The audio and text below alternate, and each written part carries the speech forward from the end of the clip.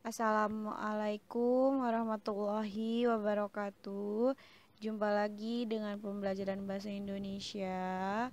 Apa kabar semuanya? Semoga semuanya sehat selalu. Hari ini kita masuk ke materi baru di bab 3, yaitu menyusun cerita pendek. Silahkan siapkan buku tulis, LKS, serta pulpennya.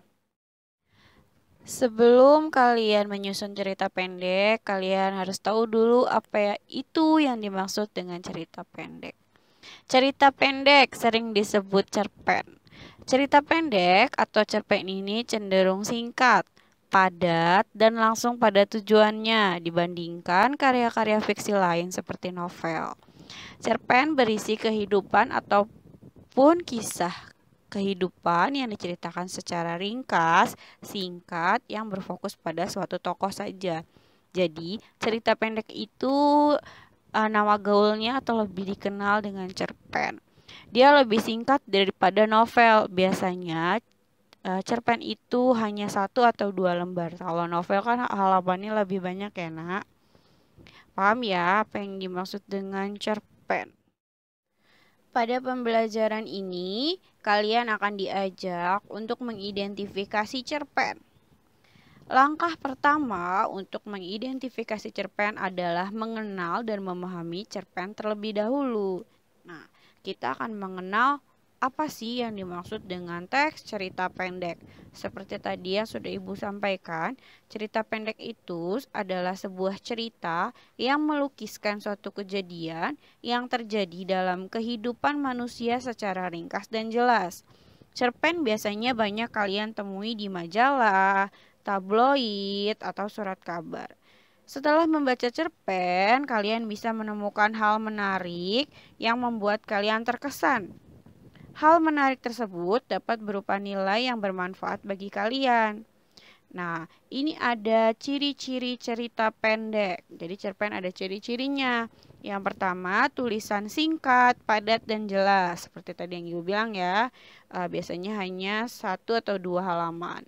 Yang kedua, tidak lebih dari 10.000 kata. Nah, ini karena halamannya singkat, 1 atau hanya 2 saja, jadi dia tidak lebih dari 10.000 kata. Yang ketiga, menceritakan mengenai kehidupan sehari-hari dari tokoh. Nah, ini yang membedakan cerpen dengan novel.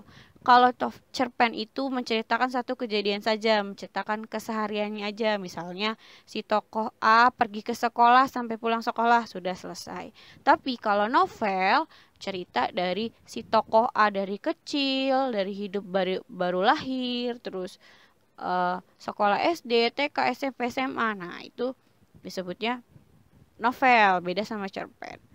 Yang keempat, alur lebih sederhana. Nah, yaitu dia hanya bahas satu alur saja, alur maju saja. Misalnya, kayak tadi Ibu ceritakan, dia sekolah, ceritanya cuma si tokoh A ke sekolah sampai pulang sekolah. Nah, itu kan satu alur ya. Berikutnya, tokoh yang dimunculkan hanya beberapa orang saja. Nah, biasanya cuma ada 3 atau 4 tokoh. Misalnya si tokoh A namanya Adi, terus ada ibunya, ada ayahnya, ada temannya. Jadi hanya 4 tokoh biasanya. Terus berikutnya, latar yang dilukiskan hanya sesaat dan dalam lingkungan yang relatif terbatas. Nah, kayak tadi Ibu jelaskan lagi, tokoh A sekolah dari berangkat sekolah sampai pulang sekolah. Nah, itu hanya satu latar, latarnya hanya sesaat saja. Nah, itu adalah ciri-ciri dari cerita pendek. Oke, ini ada tugas. Janganlah kalian berpikir, baru dijelasin sedikit langsung dikasih tugas. Ibu rasa kalian sudah paham apa itu cerpen, ya kan? Kalian juga sudah membacanya, cerpen itu seperti apa, hanya kita tinggal bahas lebih dalam lagi.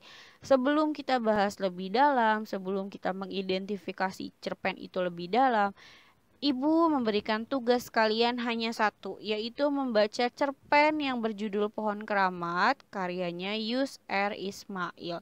Kalian bisa cari di internet, ini cerpennya yang berjudul pohon keramat ini banyak kalian temui di internet. Tugas ibu hanya itu. Nanti setelah kalian membaca cerpen itu, kalian akan mengisi sebuah absen yang sudah ibu buatkan. Nanti ibu akan share linknya ke grup. Itu saja, semoga kalian paham dan semangat mengerjakan tugasnya. Oke. Oke, Ibu cukupkan pembelajaran hari ini. Jangan lupa dikerjakan tugasnya. Itu tugasnya sangat ringan, kalian hanya tinggal membaca saja. Itu gampang sekali ya membaca ya. Silakan kerjakan tugasnya. Ibu cukupkan. Terima kasih. Assalamualaikum warahmatullahi wabarakatuh. Tetap jaga kesehatan. Jangan lupa pakai masker.